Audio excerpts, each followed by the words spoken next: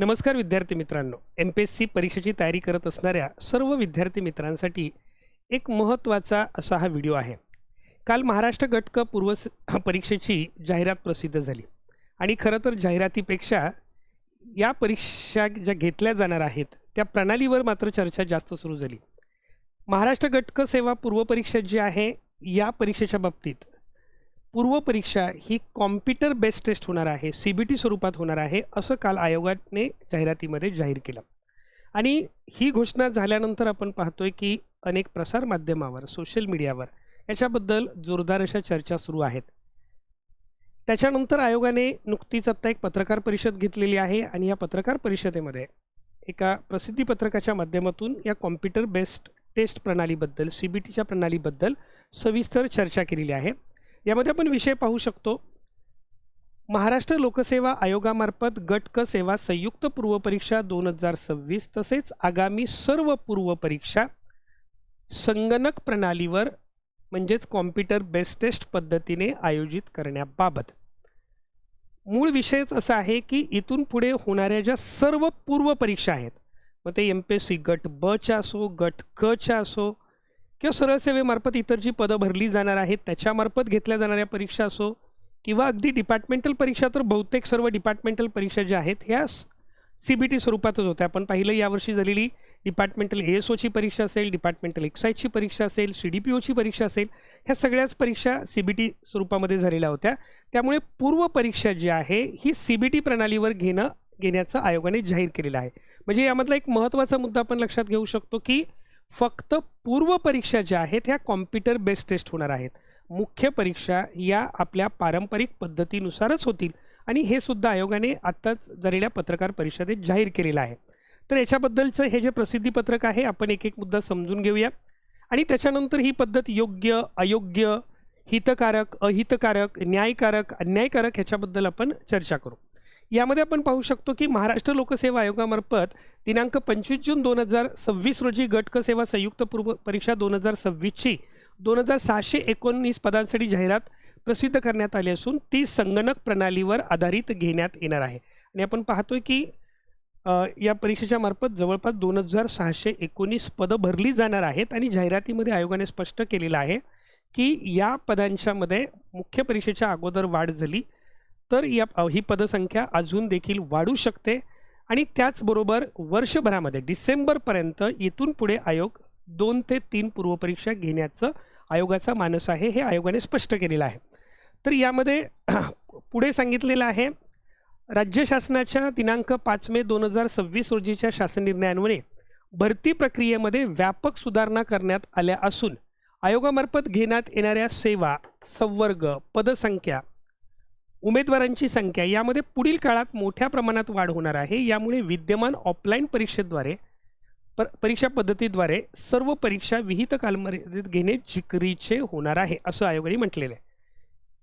म्हणजे आपण ह्याच्या अगोदर सुद्धा याबद्दल आपण चर्चा केलेली होती आपल्या YouTube चॅनलवर.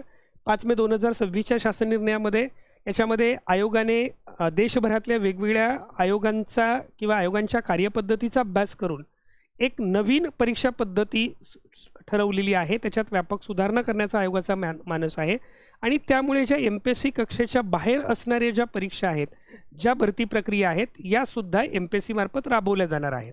पण यामुळे आयोगाचं म्हणणं काय आहे की या ज्या व्यापक सुधारणा करण्यात आलेल्या आहेत आणि त्याचबरोबर आयोगामार्फत घेण्यात येणाऱ्या ज्या सेवा, संवर्ग, पदसंख्या व उमेदवारांची संख्या ही येणाऱ्या काळात वाढणार आहे. म्हणजे संवर्ग वाढले जाणार आहेत, सेवा वाढवल्या जाणार आहेत, त्याचबरोबर पदसंख्या त्यामुळे वाढली जाणार आहे आणि साहजिकच या परीक्षेला प्रविष्ट होणाऱ्या उमेदवारांची संख्यासुद्धा वाढली जाणार आहे. आणि त्यामुळे जर ही पूर्वपरीक्षा घ्यावयाची असेल तर त्यासाठी जी पारंपरिक पद्धत जी आहे ही थोडीशी अडचणीची ठरू शकते असं आयोगाचं मत आहे. त्या पद्धतीने परीक्षा घेणं हे थोडंसं जिकरीचं काम आहे असं आयोगाने म्हटलेलं आहे. दुसरा मुद्दा आहे, सध्या आयोगामार्फत दरवर्षी 6 ते 7 हजार पदासाठी भरती प्रक्रिया राबवण्यात येते. तथापि शासनाच्या सुधारणा धोरणानुसार आगामी काळात ही संख्या 4 ते 5 पट वाढण्याची अपेक्षा असून त्यानुसार परीक्षार्थींची संख्या देखील लक्षणीय वाढणार आहे. ऑफलाईन परीक्षांसाठी जिल्हास्तरीय शाळा व महाविद्यालयावर अवलंबून राहावे लागते. परीक्षा केंद्राची मर्यादित उपलब्धता, शैक्षणिक सत्रामुळे केंद्रे उपलब्ध न होणे, प्रश्नपत्रिका छपाई, वाहतूक, सुरक्षा व मनुष्यबळ यामुळे परीक्षा प्रक्रियेस विलंब होण्याची शक्यता वाढते. म्हणजे आयोगाने सांगितलेलं आहे, जर पारंपरिक पद्धतीने म्हणजेच ऑफलाईन स्वरूपामध्ये जर परीक्षा घेतल्या तर यामध्ये सगळ्यात महत्त्वाची अडचण जी आहे, ह्या परीक्षा ऑफलाईन घ्यायच्या असतात, म्हणजे त्या शाळा आणि महाविद्यालयामध्ये घ्याव्या लागतात. शाळा महाविद्यालयामध्ये घेत असल्यामुळे शाळा महाविद्यालयाचा जो पूर्ण वार्षिक कार्यक्रम आहे त्याच्यानुसार आपल्या शनिवार रविवारी ह्या परीक्षा आयोगाला घ्याव्या लागतात. त्याच्यानंतर प्रश्नपत्रिकेची छपाई असेल, वाहतूक, सुरक्षा व मनुष्यबळ यासारख्या गोष्टी असतील. त्यामुळे आयोगाचं म्हणणं असं आहे की ह्या परीक्षा प्रक्रियेस विलंब होण्याची शक्यता वाढते. पुढचा मुद्दा म्हटलेला आहे, या पार्श्वभूमीवर आयोगाने पूर्वपरीक्षा संगणक प्रणालीवर हे विद्यार्थी मित्रांनी सर्वांनी लक्षात घ्या की प्रत्येक ठिकाणी काय म्हटलंय, फक्त पूर्वपरीक्षा संगणक प्रणालीवर आधारित पद्धतीने घेण्याचे नियोजन केले आहे.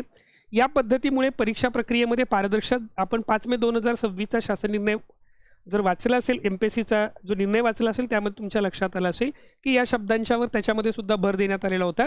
परीक्षा प्रक्रियेमध्ये पारदर्शकता, सुरक्षितता, कार्यक्षमता आणि वेग वाढण्यास मदत होईल असं आयोगाचं मत आहे. उत्तरपत्रिकांचे संगणकीय मूल्यमापन, जलद निकाल प्रक्रिया, प्रश्नपत्रिकेची गोपनीयता आणि डिजिटल सुरक्षा यामुळे भरती प्रक्रिया अधिक विश्वासार्ह व कालबद्ध होईल. यामध्ये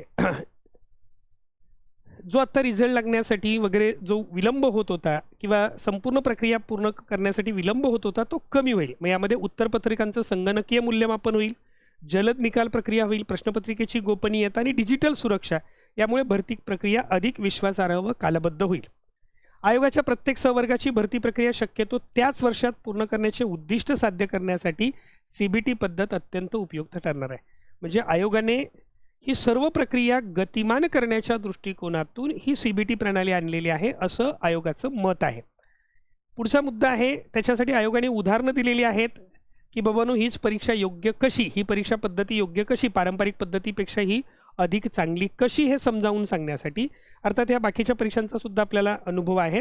देशातील अनेक राष्ट्रीय परीक्षा संस्था जसे की कर्मचारी निवड आयोग म्हणजे staff selection commission, SSC, railway भरती मंडळ म्हणजेच RRB, railway recruitment board, IBPS असेल, CAT सारखी जी परीक्षा आहे, JEE, UGC net, MHT CET या सर्व संस्था अनेक वर्षापासून यशस्वी पद्धतीने CBT पद्धतीने परीक्षा घेत आहेत.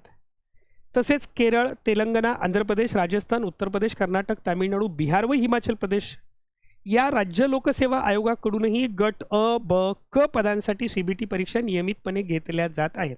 म्हणजे अगदी आयोगाला हे सांगायचं आहे की हा अचानक झालेला बदल नाही आणि आपल्यापैकीही बऱ्याच विद्यार्थ्यांना या गोष्टीचा अनुभव आहे. मागील वर्षामध्ये सरळ सेवेच्या बऱ्याच परीक्षा TCS मार्फत, IBPS मार्फत घेण्यात आलेल्या होत्या.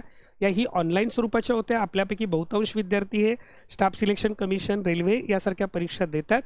त्याचबरोबर आयोगाने सांगितलेलं आहे की इतर जे लोकसेवा आयोग आहेत, केरळ असेल, तेलंगणा असेल, आंध्र प्रदेश असेल, राजस्थान, उत्तर प्रदेश, कर्नाटक, तामिळनाडू, बिहार, हिमाचल प्रदेश यांच्या सर्व गट अ, ब, क च्या परीक्षा ज्या आहेत ह्या नियमितपणे CBT प्रणालीप्रमाणे घेतल्या जातात. आता याच्यामध्ये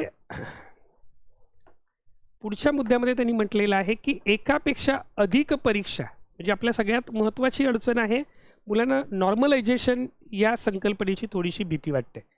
नॉर्मलायझेशनमध्ये बऱ्याचदा सर्वांचे मार्क्स एका समान पातळीवर आणण्यासाठी अर्थात IITच्या विद्यार्थ्यांकडून सर्वोच्च न्यायालयाकडून एक फॉर्म्युला निश्चित केलेला आहे आणि तो फॉर्म्युला यूज केला जातो आणि त्याच्यामुळे काही वेळेला काय होतं की एखाद्या सत्रामध्ये परीक्षा पेपर कठीण असेल तर त्या विद्यार्थ्यांना मूळ प्रश्नपत्रिकेमध्ये कमी मार्क्स आलेले असतात पण नॉर्मलायझेशन ते वाढतात. काही विद्यार्थ्याच्या बाबतीत ते कमी सुद्धा होत असतात.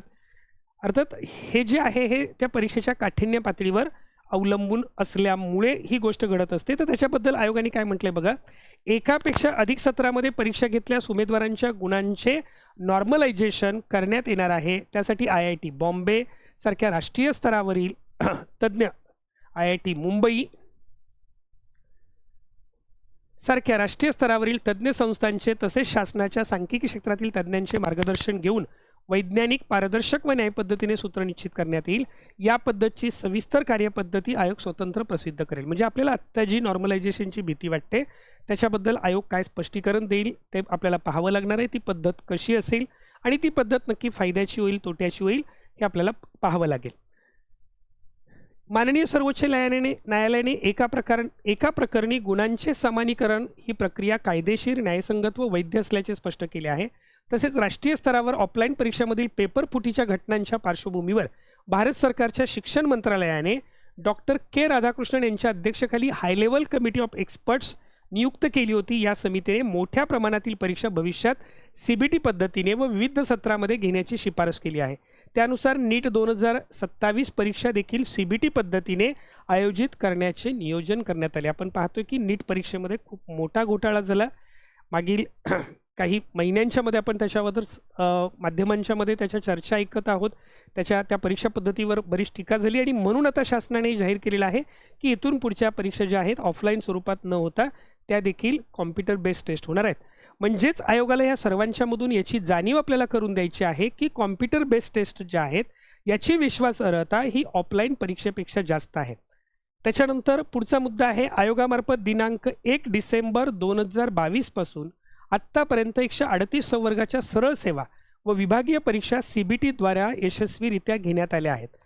आणि हे आपल्याला माहिती आहेत 138 संवर्गाच्या सरळ सेवा आणि विभागीय परीक्षा ज्या आहेत या आयोगाने आत्तापर्यंत कॉम्प्युटर बेस्ड टेस्ट स्वरूपात घेतलेल्या आहेत. पुढील 3 महिन्यात आणखी 81 संवर्गाच्या परीक्षा CBT पद्धतीने आयोजित करण्यात येणार आहेत. त्यामुळे आयोगास या प्रणालीचा पुरेसा अनुभव उपलब्ध आहे. महाराष्ट्र गट क सेवा संयुक्त पूर्व परीक्षा ही चाळणी परीक्षा असून विविध सत्रामध्ये CBT द्वारे घेण्यात येणार असली तरी मुख्य परीक्षा मात्र एकाच सत्रामध्ये घेण्यात येणार आहे. तर याच्यामध्ये आयोगाने आणखी पुढचे मुद्दे सांगितलेले आहेत की आत्तापर्यंत आयोगाला कॉम्प्युटर बेस्ड टेस्ट घेण्याचा अनुभव आहे. आणि पुन्हा तोच एक महत्त्वाचा मुद्दा अधोरेखित केला जातो आयोगाकडून की या ठिकाणी जी परीक्षा आहे ही परीक्षा फक्त पूर्व परीक्षा CBT प्रणालीवर घेतली जाईल, मुख्य परीक्षा नाही. म्हणजेच ज्या मुख्य परीक्षेमधून तुमची निवड होणार आहे ती मुख्य परीक्षा मात्र एकाच सत्रामध्ये घेतली जाईल. त्या ठिकाणी नॉर्मलायझेशनची पद्धत असणार नाही असं आयोगाने जाहीर केलेलं आहे. CBT परीक्षा आयोजित करताना तांत्रिक सेवा पुरवठादार संस्था, शासकीय व खाजगी अभियांत्रिकी महाविद्यालये, तंत्रनिकेतने इत्यादींच्या संगणक प्रयोगशाळांचा वापर परीक्षा केंद्र म्हणून केला जाईल. तथापि परीक्षेचे संपूर्ण नियोजन, प्रश्नपत्रिकेची गोपनीयता, परीक्षा संचालन, केंद्र प्रमुख, पर्यवेक्षक, पोलीस बंदोबस्त, कमांड अँड कंट्रोल सेंटरद्वारे देखरेख, संपूर्ण प्रशासकीय नियंत्रण आयोगाकडेच राहील. तसेच परीक्षा केंद्रांचे SIDAC मार्फत सुरक्षा परीक्षण करण्यात येईल. परीक्षेनंतर प्रत्येक उमेदवाराला त्याची रिस्पॉन्स शीट त्याच्या प्रोफाईलमध्ये उपलब्ध करून देण्यात येईल. म्हणजेच ही परीक्षा पारदर्शक पद्धतीने कशी होईल याबद्दलचं आयोगाने स्पष्टीकरण दिलेलं आहे.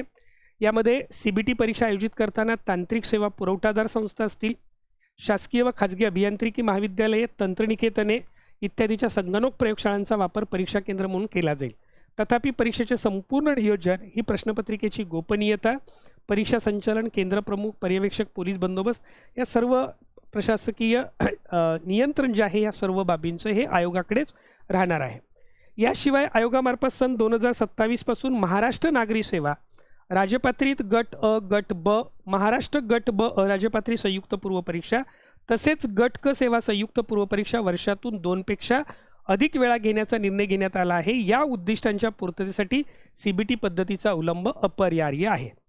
कारण जर एका वर्षात 3 परीक्षा जर एखाद्या पदासाठी घेतल्या जात असतील तर आयोगाचं म्हणणं असं आहे की या ठिकाणी हे ऑफलाईन परीक्षेमध्ये शक्य होणार नाही. त्यासाठी ही CBT परीक्षा घेतली जात आहे. वरील सर्व बाबी विचारात घेता आयोगामार्फत पूर्व परीक्षा संगणक प्रणालीवर आधारित पद्धतीने घेण्याचा निर्णय हा वेळेची गरज, राष्ट्रीय स्तरावरील सर्वोत्तम पद्धती, न्यायालयीन मान्यता, तांत्रिक सुरक्षितता आणि वेळबद्ध भरती प्रक्रिया या दृष्टीने योग्य, न्याय व आवश्यक आहे. त्यामुळे उमेदवारांनी कोणताही संभ्रम न बाळगता CBTद्वारे घेण्यात येणाऱ्या महाराष्ट्र गट क सेवा संयुक्त पूर्व परीक्षा 2026 संदर्भात परीक्षेची तयारी करावी. आयोगाने शेवटी असं सांगितलेलं आहे की या परीक्षा पद्धतीबद्दल तुम्ही कुठलाही संशय घेऊ नका.